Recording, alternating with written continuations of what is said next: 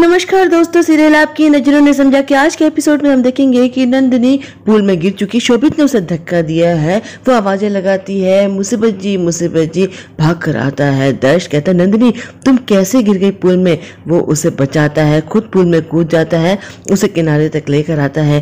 कहता है कि क्या हो गया, तो तुम गिर कैसे गई थी, मैं तुम्हारे साथ हूँ, अब तुम बिल्कुल ठीक हो। नंदिनी कहती है कि मेरी सैंडल टूट गई थी, एकदम से मेरा पाँव मुड़ गया और मैं पानी में गिर गई, लेकिन मैंने आपको आवाज दी, मुझे पता था कि आप मुझे बचा लेंगे, मुझे कुछ नहीं होने देंगे। और उस वक्त चोर को भी तो आप ही ने पत्थर मारा था ना। नंदिनी मन ही मन सोचती है मुझे माफ कर दीजिए मुसीबत जी, मैं आपसे झूठ नहीं बोलना चाहती थी, लेकिन मैं आपको हारते हुए भी नहीं देख सकती हूँ। नंदिनी और दर्श आपस में बातें कर रहे हैं, तभी शोभित आ जाता है और नंदिनी से कहता है कि भाभी क्या हुआ, पूल में गिर गई थी। वो नंदिनी के साथ मजाक करने की कोशिश करता है, जताने की कि हम दोनों की मिली भगत काम आ गई। नंदिनी वहाँ से चली जाती है कपड़े चेंज करने के लिए। रह जाते हैं तो दर्श और शोभित। दर्श बताता है कि नंदिनी की सैंडल टूट गई थी, बेचारी पानी में गिर गई थी, उसे तो तैरना भी नहीं आता, वो तो मैंने उसे बचा लिया। शोभित कहता है कि अच्छा भाभी की सैंडल टूट गई थी। वहाँ पड़ी भाभी की यानी कि नंदिनी की सैंडल उठा लेता है। कहता है लेकिन भाई सैंडल तो बिल्कुल सही सलामत है, आप टच करके देखो। दर्श उसे टच करता है, वो देखता है कि सैंडल तो बिल्कुल सही है। सोचता है कि नंदिनी ने मुझसे झूठ क्यों बोला। शोभित कहता है कि वो चोर को रितेश ने पकड़ा था ना, तो भाभी को लगा होगा कि आपको बुरा लग गया है, इसीलिए शायद उन्होंने जानबूझ के ऐसा किया होगा जिससे कि आप उन्हें बचाएं, आपका मोरल बूस्ट करने के लिए। भाभी कितनी क्यूट है ना। अब दर्श को ये बात बहुत बुरी लगती है, कोई उस पर तरस खाए ये बात वो बर्दाश्त नहीं कर सकता। वो वहां से चला जाता है और शोभित को तो जैसे मन मांगी मुराद मिल जाती है। उसे लगता है कि बस अब सही पॉइंट मिल गया, भाई और भाभी को अब वो अलग कर ही देगा। नंदिनी अपने कमरे में कपड़े बदल चुकी, बाल सुखा रही है, तभी दर्श वहां पर आता है और कहता है कि तुमने मुझसे झूठ क्यों बोला, क्यों गिरी तुम पूल में और तुम्हारी सैंडल बिल्कुल सही सलामत है। नंदिनी घबरा जाती है, कहती है कि मुसीबत जी मैं तो सिर्फ ये दिखाना चाहती थी कि आप किसी से कम नहीं है, अपने आप को कम मत समझिए, और उस चोर को भी अगर आप पत्थर नहीं मारते तो वो नहीं रुकता। दर्श कहता है कि लेकिन मैं गिर गया था ना, नहीं पहुंच पाया था चोर तक। अरे मेरी कुछ लिमिटेशंस है, मैं नॉर्मल नहीं हूँ, मैं नहीं देख पाता हूँ, ये मैं जानता हूँ, और तुम इस बात को एक्सेप्ट क्यों नहीं कर लेती हो? क्यों तुमने मुझे अपने ख्वाबों की दुनिया में एक सुपर हीरो बना के रखा हुआ है और मुझ पर ये दया और सिंपैथी मत दिखाओ, मुझे नफरत है सबसे। नंदिनी एक्सप्लेन करने की कोशिश करती है, लेकिन दर्श उसकी बात सुनने को तैयार नहीं है। वो उसका हाथ पकड़ता है तो महसूस करता है कि उसके हाथ में वो ब्रेसलेट नहीं है जो उसने उसे सुबह पहनाया था, उसकी दादी का ब्रेसलेट। वो कहता है कि नंदिनी तुम्हारा ब्रेसलेट कहाँ है? नंदिनी घबरा जाती है, उसे सच में नहीं पता कि ब्रेसलेट उसके हाथ से कब गिरा। वो कहती है अरे कहीं गिर गया होगा, मैं अभी ढूंढती हूँ।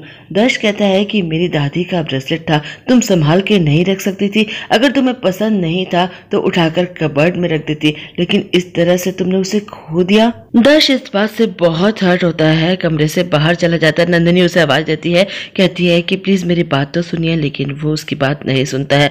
नंदिनी को भी बहुत बुरा लग रहा है कि इतने प्यार से दर्श ने उसे वो ब्रेसलेट पहनाया था और उससे कैसे खो गया। वो हर जगह उसे ढूंढने लगती है, बहुत परेशान हो जाती है। ब्रेसलेट ढूंढते ढूंढते नीचे हॉल में जाती है, पूल के पास जाती है, उसकी आंखों में आंसू आ जाते हैं। तभी राजवी और गुण वहां पर आते हैं। राजवी कहती है नंदिनी क्या कर रही हो? वो बताती है कि मिल मुझसे एक ब्रेसलेट खो गया है, मुसीबत जी ने मुझे बहुत प्यार से पहनाया था, उनकी दादी का ब्रेसलेट न जाने कहाँ चला गया। राजवी कहती है कि रिलैक्स, हम सब मिलकर ढूंढ लेंगे, घर में ही होगा, कहाँ जाएगा, और इतनी परेशान मत हो, और तुमने सुबह से कुछ खाया पिया भी नहीं होगा ना, इसी परेशानी में कुछ खा लो। वो कहती है कि नहीं मिल, मुझसे कुछ नहीं खाया जाएगा, मुझे भूख नहीं है। राजवी कहती है कि खाना पीना बंद करोगी तो क्या ब्रेसलेट जल्दी मिल जाएगा? हम ढूंढेंगे। गुण चलो तुम भी ढूंढो ब्रेसलेट। गुण अपने कमरे में जाती है, ब्रेसलेट निकालती है अपनी पॉकेट से। दरअसल उसने ही नंदिनी का ब्रेसलेट चुरा लिया है। वो याद करती है कि किस तरह से उसने नंदिनी का ब्रेसलेट चुराया था। वो नंदिनी के कमरे में गई थी जब नंदिनी भीगी हुई से कमरे में आई थी कपड़े चेंज करने के लिए, और उससे कहने लगी थी कि मेरा ये बैग नहीं खुल रहा है, प्लीज मेरी हेल्प कर दो ना। नंदिनी उसकी हेल्प करती है, उसका बैग खोलकर उसे दे देती है, और इसी दौरान गुण उसका ब्रेसलेट चुराने की कोशिश करती। खैर तब तो वो नहीं चुरा पाती है, नंदिनी बैग उसे पकड़ा देती है।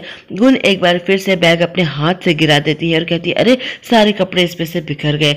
नंदिनी फिर उसकी मदद करती है बैग में कपड़े रखने में, और इस दौरान गुण उसका ब्रेसलेट धीरे से चुरा लेती है और बैग में छुपा लेती है। नंदिनी को इस बारे में कुछ पता ही नहीं चलता। गुण अपनी इस सफलता पर बहुत खुश हो रही है। तभी शोभित कमरे में आता है। गुण पलटकर उसे देखती है, मुस्कुराती है, ब्रेसलेट उसके हाथ में थमा देती है और कहती है कि शोभित, आपने मुझे नंदिनी का ब्रेसलेट चुराने के लिए क्यों कहा था? मैं उसे मांग लेती, वो वैसे भी मुझे दे देती। शोभित कहता है कि गुण, मैं चाहता हूँ कि तुम्हारे पास हर चीज बेस्ट हो। मैं तुम्हें इससे भी अच्छा ब्रेसलेट दिलवाना चाहता हूँ और अगर तुम भाभी से मांग लेती तो मजा नहीं रहता। मैं नहीं चाहता हूँ कि तुम किसी भी चीज में सेकंड रहो। तुम्हारे पास हर चीज भाभी से बेटर होनी चाहिए। और ये कहते कहते शोभित गुण के काफी करीब आ जाता है। गुण को लगता है कि आज शायद उनके बीच की दूरियां खत्म हो जाएंगी, लेकिन ये क्या, ये तो सिर्फ उसका ख्वाब था। उसने शोभित का काम भी किया, लेकिन तब भी शोभित उससे दूर चला जाता है। शोभित के हाथ में ब्रेसलेट है और वो मनी मन सोचता है कि अब ये ब्रेसलेट मेरे काम आएगा। मैं भाई और भाभी को इसी ब्रेसलेट के सहारे इतना दूर कर दूंगा जितने कि मैं और चार्मी हो गए हैं। इधर हम देखेंगे कि चाची यानी कि पारुल बात कर रही है बांसुरी से। दोनों के बीच में क्या बात चल रही है, क्या मिली भगत है, किसी को कुछ समझ में नहीं आ रहा है। तभी चाची देखती हैं कि नंदिनी रो रही है। नंदिनी बहुत परेशान है, ब्रेसलेट उसे कहीं नहीं मिल रहा है। चाची उसके लिए बहुत दुखी हो जाती है, फोन रखती है, उसके पास जाती है, उसे समझाती है, कहती है नंदिनी बस करो, इस तरह से रोने से ब्रेसलेट थोड़ा ही मिल जाएगा और एक ब्रेसलेट ही तो है। और दर्श के गुस्से का क्या है, पल दो पल का है, वो तुमसे नाराज नहीं रह सकता है। राजवी देख लेती है कि पारुल कितने प्यार से नंदिनी को समझा रही है। वो कहती है कि पारुल ठीक कह रही है नंदिनी, और हमारा परिवार पूरा एक साथ है, सब मिलके हर मुसीबत का सामना कर सकते हैं, तुम परेशान मत हो। नंदिनी चली जाती है। राजवी पारुल से कहती है कि पारुल, मैंने पता किया है तुम्हारा IVF फेल हो गया, मैं जान चुकी हूँ, लेकिन पारुल हम फिर से कोशिश करेंगे। तुम्हें बच्चों की कितनी चाह है हम सब जानते हैं। और दर्श, शोभित, नंदिनी, गुण, ये क्या तुम्हारे बच्चे नहीं है? तुम इन सब के बिना क्या रह सकती हो? पारुल कहती है कि दीदी आपने कार मेरे नाम ट्रांसफर कर दी, थैंक यू। आगे मुझे क्या क्या चाहिए होगा मैं आपको बताती रहूंगी। वो फिर से एक बार कड़क मूड में चली जाती है। क्या छुपा रही है पारुल, अभी हमें नहीं पता चला। इधर दर्श अपने कमरे में जाता है। वो फिर से बहुत इनसिक्योर फील करने लगा है। वो कहता है कि ये अंदर की आवाजें मुझे फिर से क्यों सुनाई पड़ने लगी हैं। उसे लगता है कि नंदिनी उसे छोड़कर चली जाएगी, कोई उससे प्यार कर ही नहीं सकता क्योंकि उसके अंदर इतनी कमियां हैं। वो सोचता है कि क्या सचमुच नंदिनी को कोई मुझसे ज्यादा प्यार कर सकता है। विपुल प्रॉपर्टी के पेपर्स तैयार कर चुके हैं, बंटवारा करने जा रहे हैं, लेकिन बहुत दुखी है। वो चेतन के बिना नहीं रह सकते, उसे बहुत प्यार करते हैं। चेतन भी आता है, अपने भाई को यूं परेशान देखकर उसे बहुत दुख होता है।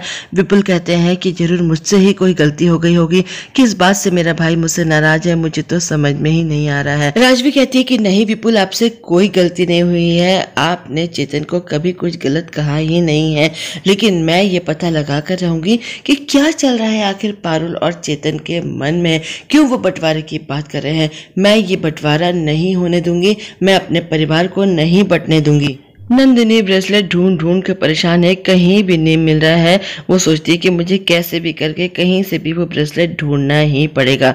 शोभित उसकी इस हालत को देखकर बहुत खुश हो रहा है और सोचता है कि भाभी आप चाहे रात भर ढूंढती रहो, ब्रेसलेट तो आपको मिलने वाला नहीं। बस आज इतना ही। कल हम देखेंगे कि दर्श ज्वेलर शॉप में फोन करके पता करता है कि क्या नंदिनी वहां पर आई थी कोई ब्रेसलेट खरीदने के लिए, लेकिन नंदिनी नहीं आई थी। उसे पता चलता है कि शोभित आया था।